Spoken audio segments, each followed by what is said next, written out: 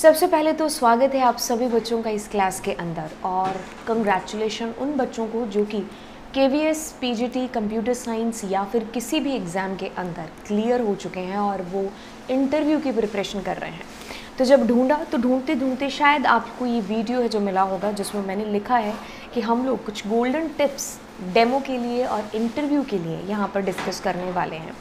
Last जो मेरी class हुई थी उसके अंदर मैंने आप लोगों के साथ में कुछ टिप्स है जो शेयर किए थे। आज की क्लास में भी मैं कुछ टिप्स आप लोगों के साथ बिल्कुल शेयर करने वाली हूँ। अब यहाँ से हम लोग शुरू करते हैं जर्नी को और बात करते हैं सबसे पहले टिप के बारे में, डेमो के बारे में।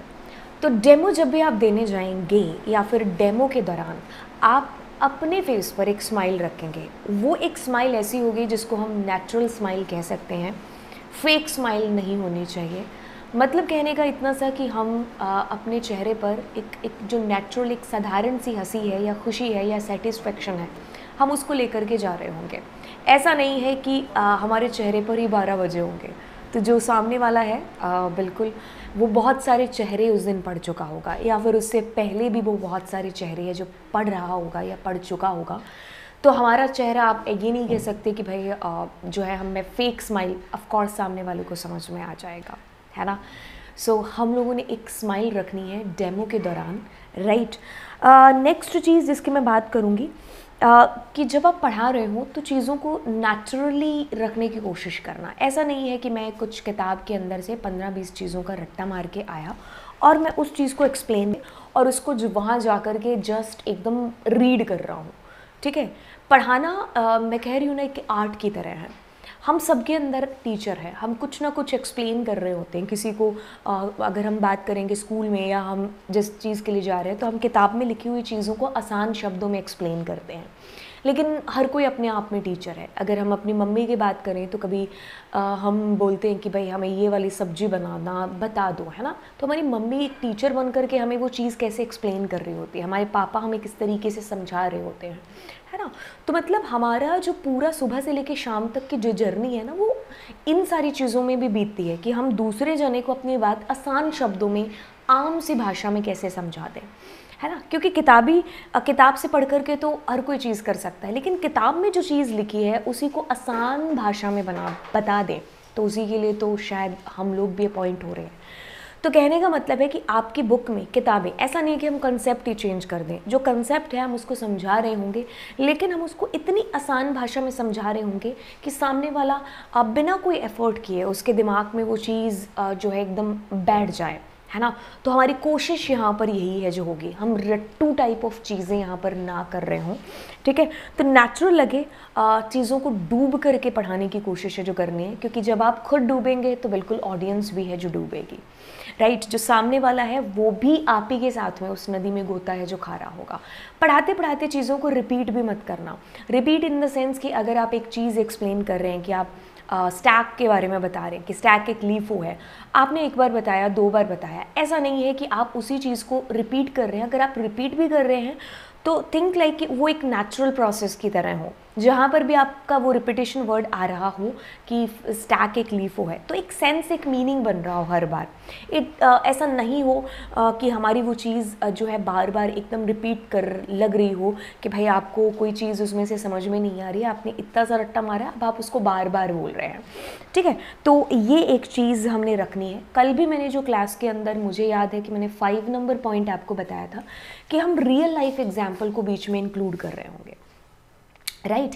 किताब में जो चीज़ लिखी है मैं उसको आम सी भाषा में हमारी रियल लाइफ से रिलेट करके कैसे उस चीज़ को एक्सप्लेन करूं, तो रियल लाइफ एग्जाम्पल्स आप उसमें इंक्लूड करेंगे।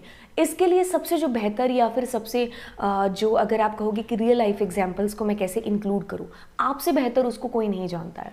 आप उस टॉपिक को पढ़ो, कॉपी के ऊपर इसका एक लेसन प्लान बनाओ। Lesson plan is doesn't mean कि आप कोई रूल फॉलो करके बना रहे हो, आप अपने को समझाने के लिए, ठीक है। जैसे मैंने कल की क्लास में भी बोला था कि हमारी फैमिली में बहुत सारे ऐसे लोग होते हैं जो चीज़ों को बड़ा एक्सप्लेन करते हैं, है ना। तो मैं एक बार उन लोगों को जा कर के उस टॉपिक को समझाऊं, फिर वापस से उनको बोलूं कि आप मुझे अभी ये टॉपिक कैसे समझाओगे।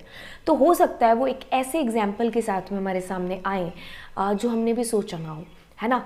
तो मतलब कहने का कि हम ऐसे भी जो इस जर्नी के दौरान अपनी तैयारी में ऐसे लोगों को भी है जो शामिल कर सकते हैं। बात को कुछ आगे बढ़ाएंगे।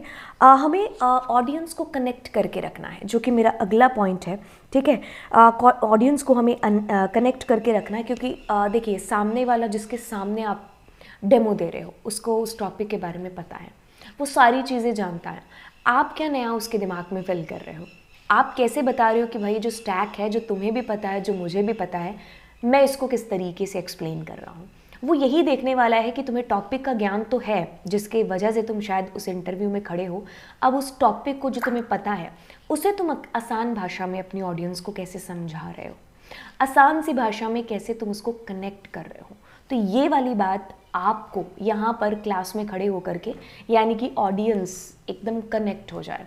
कभी कभी होता है ना हम किसी सिंगर के जो है मतलब अगर कोई गाना गा रहा होता है ना, तो जैसे अगर उसने पुराना भी कोई गाना गाया होता है तो हम उसको शायद कंपेयर कर रहे होते हैं कि उन्होंने ऐसे गाया था, तुमने ऐसे गाया है ना। तो हम दोनों को शायद कनेक्ट कर रहे होते हैं, और कहीं ना कहीं हम ये चीज़ मतलब आप कह लीजिए उम्मीद में हम लगा करके बैठे होते हैं कि कैसे वो और बेहतर या फिर उसी के जैसा किस तरीके से वो गा दे गाना, है। वही चीज़ सामने वाले को स्टैक के बारे में पता है या उस टॉपिक के बारे में जो तुम पढ़ा रहे हो तुम्हें भी पता है। अब आसान सी भाषा में मैं कैसे एक्सप्लेन करूं जिससे मेरे टीचिंग स्किल्स निकल करके बाहर हैं जो आए, ठीक है। क्योंकि सब्जेक्ट का नॉलेज कहीं ना कहीं देख चुके हैं, उनको पता है कि हमें नॉलेज है, और दूसरी चीज़ उनको ये भी पता है कि ये जो डेमो है बंदे ने 50,000 बार तैयार किया होगा। बात आएगी अब यहाँ पर कि आप उस चीज़ को किस तरीके से आराम से कैसे एक्सप्लेन करके आते हैं, ठीक है, जो कि मेरा अगला पॉइंट है यहाँ पर, ठीक है। अगला पॉइंट यानी कि ये पॉइंट खत्म हो चुका है। तो ये सारी चीज़ें थी जो मैं आपको आज की क्लास में फॉर इंटरव्यू और डेमो की प्रिपरेशन के लिए बताना चाह रही थी। नीचे कमेंट सेक्शन में मुझे बताना कि ये जो मैं सीरीज़ चला रही हूँ जिसमें मैं आपको पॉइंट्स को एक्सप्लेन कर रही हूँ कि आप इन पॉइंट्स का ध्यान रखना, ये आपको कैसी लग रही है। क्या आप इन पॉइंट्स को अपने डेमो या फिर इंटरव्यू की प्रिपरेशन के लिए इस्तेमाल में ला रही हैं या नहीं, इसके बारे में मुझे नीचे ज़रूर कमेंट सेक्शन के अंदर बताइएगा। तो चलिए मिलते हैं आपको अगली कक्षा में। Thank you so much.